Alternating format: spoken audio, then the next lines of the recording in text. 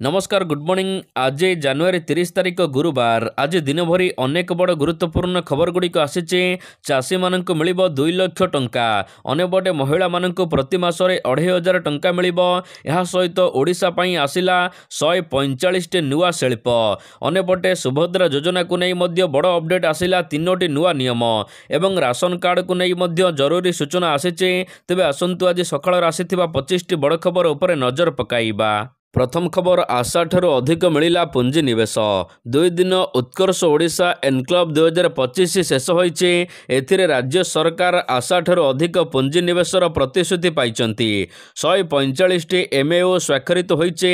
सेहीपरि 12,98,000 कोटी टंकार पुंजी निवेश महाकुंभरू मिलिचे। 9 लाख अधिक नियुक्ति सुजोग मिल पारिबो बोली मुख्यमंत्री कहिचंती।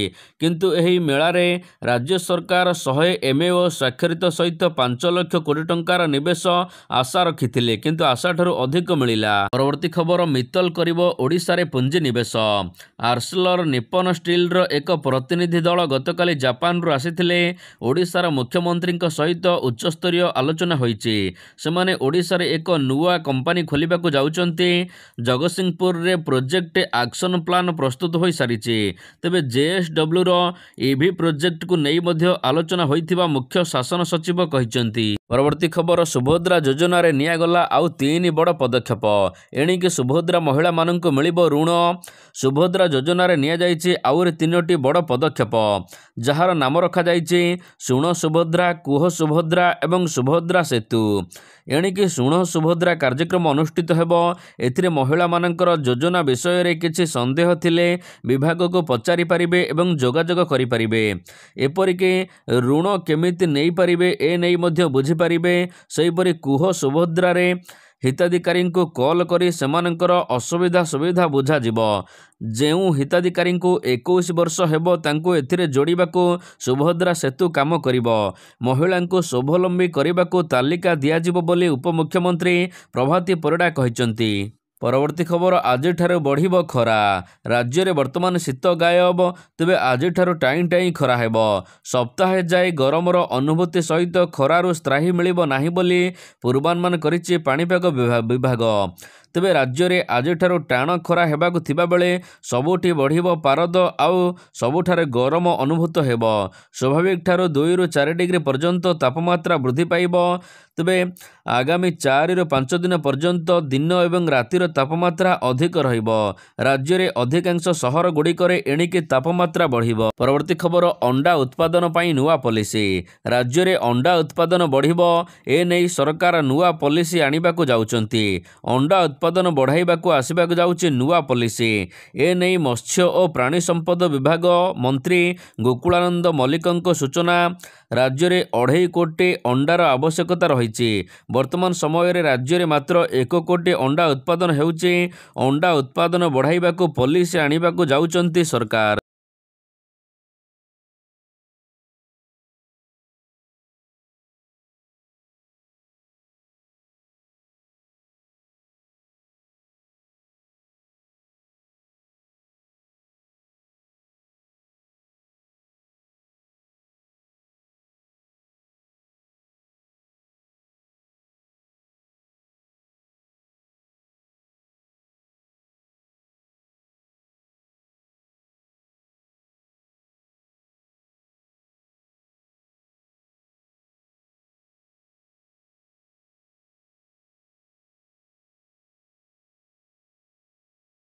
परवर्ती खबर कृषक मानक मिलिबो 2 लाख टंका। राज्य सरकार बलराम योजना रे भूमिहीन चाषी को बिना बंधकरे रिहाती दर रे प्रदान करुथिबा ऋणर परिमाण को 2 लाख टंका वृद्धि करिसंती। यह पूर्वरु एही ऋणर परिमाण 1,60,000 टंका थिला।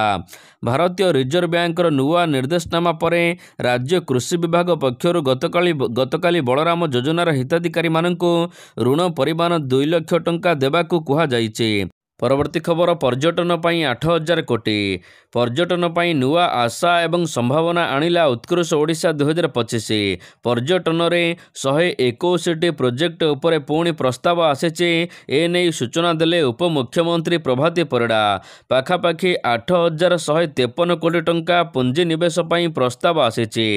National council of science museum ସହିତ MOU ସ୍ୱାକ୍ଷରିତ ହୋଇଛି। ପରବର୍ତ୍ତୀ ଖବର ପ୍ରତିଷ୍ଠା ହେବ ସ୍ୱତନ୍ତ୍ର ମହିଳା ଶିଳ୍ପ ପାର୍କ।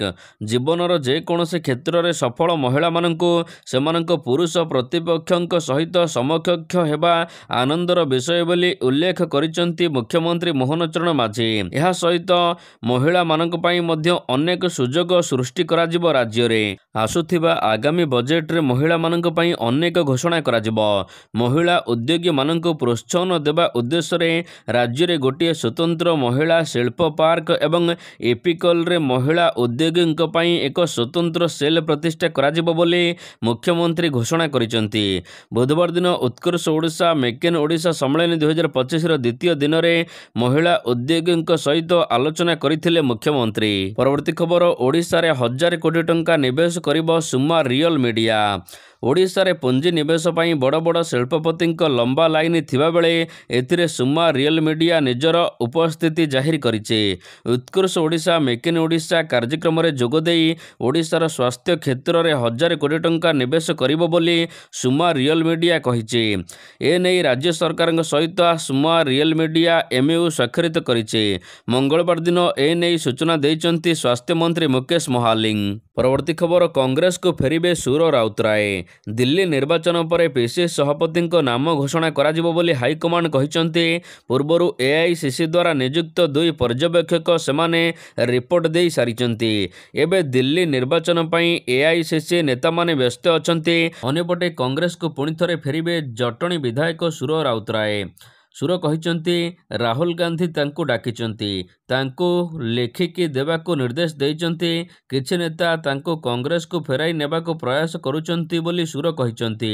ରାଜ୍ୟରେ 24 ବର୍ଷ ହେଲା କ୍ଷମତାଠାରୁ ଦୂରରେ ରହିଛି କଂଗ୍ରେସ ଏବଂ ମାସ ମାସ ଧରି PCC ସଭାପତିଙ୍କ ସହିତ ଅନ୍ୟ ପଦବୀଗୁଡ଼ିକ ମଧ୍ୟ ଫାଙ୍କା ପଡ଼ିଛି। ପରବର୍ତ୍ତୀ ଖବର କୁମ୍ଭମେଳାରେ ଦଳାଚକଟା 30 ମୃତ। ଉତ୍ତରପ୍ରଦେଶର ପ୍ରୟାଗରାଜରେ ଚାଲିଥିବା ମହାକୁମ୍ଭ ମେଳାରେ ବଡ଼ ଧରଣର ଅଘଟଣ ଘଟିଛି।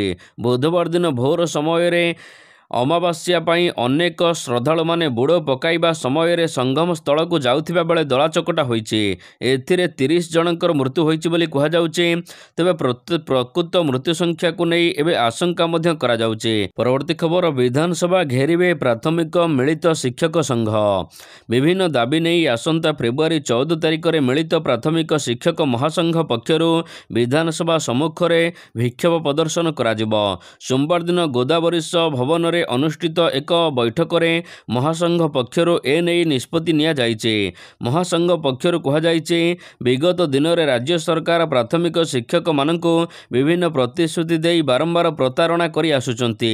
ତେବେ ଆଗାମୀ ଦିନରେ ଦାବି ପୂରଣ ନହେଲେ ଫେବୃଆରୀ 14ରେ ବିଧାନସଭା ଘେରିବ ଶିକ୍ଷକ ମହାସଂଘ। ପରବର୍ତ୍ତୀ ଖବର ବ୍ୟାଙ୍କ ଖାତାକୁ ଆସିବ ସୁଭଦ୍ରା ଯୋଜନାର ଟଙ୍କା 5,000। ରାଜ୍ୟ ସରକାରଙ୍କ ସୁଭଦ୍ରା ଯୋଜନାକୁ ନେଇ ବଡ଼ ଖବର ଆସିଛି। ସୁଭଦ୍ରା ଯୋଜନାର ଦ୍ୱିତୀୟ କିସ୍ତି ମାର୍ଚ୍ଚ 8 ତାରିଖରେ ହିତାଧିକାରୀମାନଙ୍କୁ ପ୍ରଦାନ କରାଯିବ। ତେବେ ଏପର୍ଯ୍ୟନ୍ତ 80 ଲକ୍ଷରୁ ଅଧିକ ମହିଳାମାନେ ଏହି ଯୋଜନାରେ ସାମିଲ ହୋଇ ଟଙ୍କା ପାଇସାରିଛନ୍ତି। 3,31,000 ମହିଳା ସୁଭଦ୍ରା ଯୋଜନାରେ ସହାୟତା ପାଇଁ ଆବେଦନ କରିଥିଲେ ମଧ୍ୟ ଏପର୍ଯ୍ୟନ୍ତ ସମସ୍ତଙ୍କୁ ଟଙ୍କା ମିଳିନି। ତେବେ ଅନ୍ୟପଟେ ସୁଭଦ୍ରା ଯୋଜନାର ଚତୁର୍ଥ କିସ୍ତି ଆଜି ମିଳିବ ସମସ୍ତ ହିତାଧିକାରୀମାନଙ୍କୁ। ଆଜି ଚତୁର୍ଥ କିସ୍ତିରେ ଯେଉଁମାନେ ଟଙ୍କା ପାଇନାହାନ୍ତି ସେମାନେ ଆଜି ପାଇବେ ସୁଭଦ୍ରା ଯୋଜନାରେ ଟଙ୍କା 5,000। ଅର୍ଥାତ୍ ଆଉ 20 ଲକ୍ଷ ହିତାଧିକାରୀମାନେ ପାଇବେ ଆଜି ଟଙ୍କା। ପରବର୍ତ୍ତୀ ଖବର 4 ସପ୍ତାହ ମଧ୍ୟରେ ପାଟଣାଗଡ଼ ପାର୍ସଲ ବୋମା କେସ୍ର ହେବ ଶୁଣାଣି। ପାଟଣାଗଡ଼ର ବହୁଚର୍ଚ୍ଚିତ ପାର୍ସଲ ବୋମା ବିସ୍ଫୋରଣ ମାମଲାରେ ସୁପ୍ରିମକୋର୍ଟ ପଦକ୍ଷେପ ନେଇଛନ୍ତି। ଏହି ମାମଲାରେ 4 ସପ୍ତାହ ମଧ୍ୟରେ ସମସ୍ତ ସାକ୍ଷ୍ୟ ଗ୍ରହଣ ସାରି ଶୁଣାଣି କରିବାକୁ ସୁପ୍ରିମକୋର୍ଟ ନିର୍ଦ୍ଦେଶ ଦେଇଛନ୍ତି। ପାଟଣାଗଡ଼ ପାର୍ସଲ ବୋମା ବିସ୍ଫୋରଣ ଘଟିଥିବା 2008 ଫେବୃଆରୀ ମାସରେ ଘଟିଥିଲା। ତେବେ ଏହି ମାମଲା ପାଟନାଗଡ଼ର ଅତିରିକ୍ତ ଜିଲ୍ଲା ଦୌରା ଜଜଙ୍କ କୋର୍ଟରେ ବିଚାରାଧୀନ ରହିଛି। ଏହି ଘଟଣାର ମୁଖ୍ୟ ଅଭିଯୁକ୍ତ ପୁଞ୍ଜିଲାଲ ମେହେରଙ୍କ ପକ୍ଷରୁ ସୁପ୍ରିମକୋର୍ଟରେ ଜାମିନ ଆବେଦନ କରାଯାଇଥିଲା। ପୁଞ୍ଜିଲାଲଙ୍କ ଆବେଦନକୁ ବିଚାର କରି ସୁପ୍ରିମକୋର୍ଟ ଏପରି ନିର୍ଦ୍ଦେଶ ଦେଇଛନ୍ତି। ପରବର୍ତ୍ତୀ ଖବର, ପ୍ରତି ମହିଳାମାନଙ୍କୁ ମିଳିବ ମାସିକ 2500 ଟଙ୍କା।